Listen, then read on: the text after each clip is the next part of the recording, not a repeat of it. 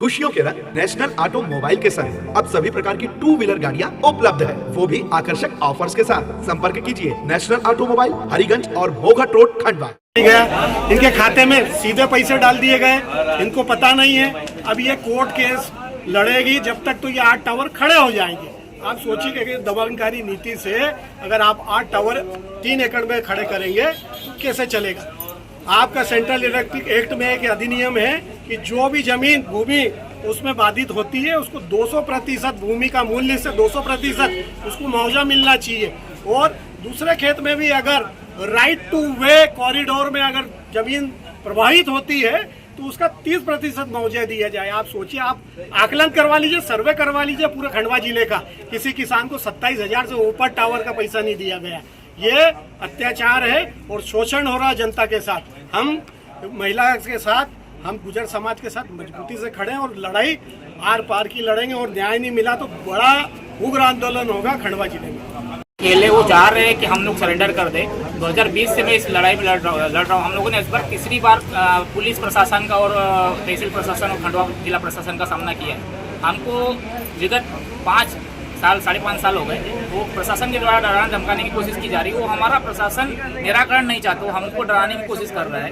वो चाहता है कि आज नहीं तो कल हम सरेंडर कर दें और प्रशासन इसमें इसकी प्रशासन की जीत हो जाए। पर हम लोग किसान संगठन मेरे साथ, मेरा समाज हमारे साथ संगठन और करनी सेना सभी संगठन हमारे साथ खड़े हैं और हम लोग ये लड़ाई लड़ेंगे, मजबूती के साथ लड़ाई लड़ेंगे। महासंघ माताजी को न्याय दिलाने के लिए पिछले 3 वर्ष से प्रयास कर रहा है। माताजी के खेत में बार बार कंपनी आती है, बगैर पूछे रात के समय उनके यहाँ गड्ढे खोदे जाते हैं, टावर फाउंडेशन खड़ा करने की कोशिश की जाती है। लेकिन न तो कंपनी का राजपत्र दिखाया जा रहा है, न कंपनी का एक्ट दिखाया जा रहा है और किसानों के साथ पूरी तरह लूट, माताजी के साथ लूट की जा रही है। जो पीड़ित माताजी है, बिलाहे की है निवासी।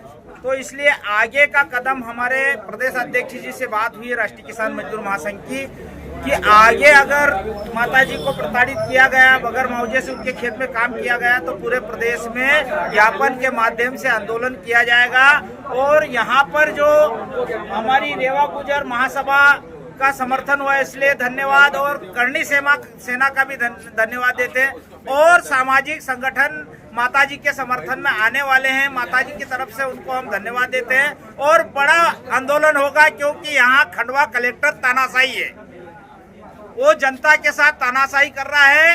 ये ठेके में जा रहे हैं तहसीलदार और जो थाने हैं, ठेकेदारी के हिसाब से किसान या किसी का भी घर तोड़ रहे हैं। ये नहीं चलेगा प्रजातंत्र में, बस यही बात है।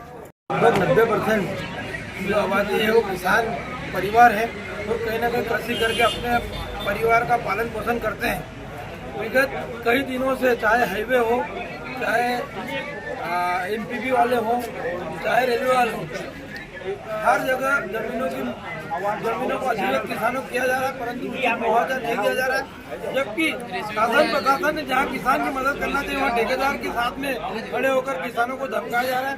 हमारी माताजी तुलजाबाई पिता मंगन, जिनकी जमीन सुलगांव पटवारी हल्का में विगत 5 साल से उनको दबाया जा रहा है, धमकाया जा रहा है, डराया जा रहा है। 3 एकड़ जमीन में 8 टावर लगाया जा रहा है और नाम मात्र का 2 लाख रुपए मुआवजा दिया जा रहा है।